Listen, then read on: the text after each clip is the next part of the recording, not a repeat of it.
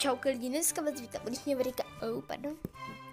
A tento video je že o tom, že nebude prostě speciál, ten bude se Charlotte, jak budu asi o ní. A tím speciálem budou otázky a úkoly, ale bude to rozdělený, takže na její kanál budou otázky a úkoly a na můj taky otázky a úkoly. A nejdříve asi bude na její a potom na mojí. A vydám to, až budu doma, protože já u ní nemám Wi-Fi, takže. A moc se na ní těším, abych pravdu řekla a řeknu jí informace. Takže je to taková informačka podle Charlotte. Takže u ní natočíme Bílé tygřice, které budou na 3 části. Takže to bude první bude setkání, potom bude zrada a potom přijmutí.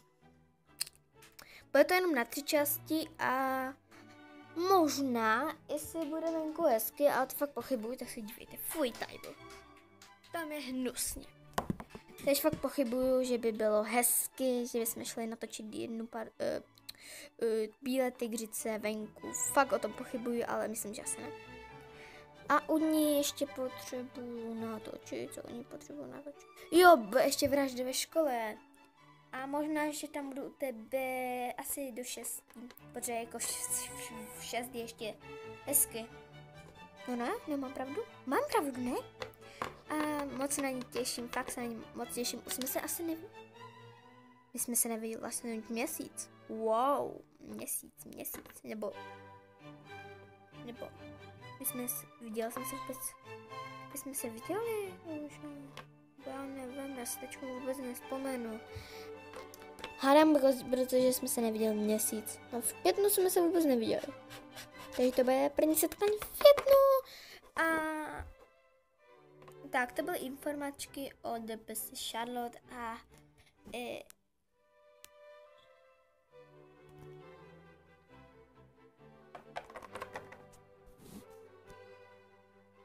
Vanessa! Pardon.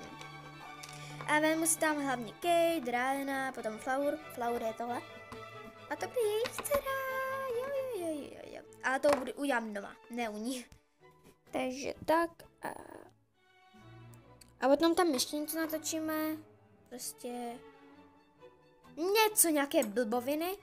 A teda jsme se domluvili, že můžu si půjčit na to natáčení tu tom. Já jí budu říkat Lucia, protože mi se to strašně líbí. Lucia. Kate. To je fakt divné jméno. Lucinka. Ale to je fakt divné, to se na ní nehodí. A že bych, ne, Kate bude furt Kate, protože Kate se k tomu hodí, Kate úplně sedí to jméno, takže tak. No. Takže speciál nebude, ten bude u ní a to bude nějaké videjko, nebudou to otázky a úkoly, a to bude nějaký speciál, nevím. To bude, já nevím, něco prostě natočíme.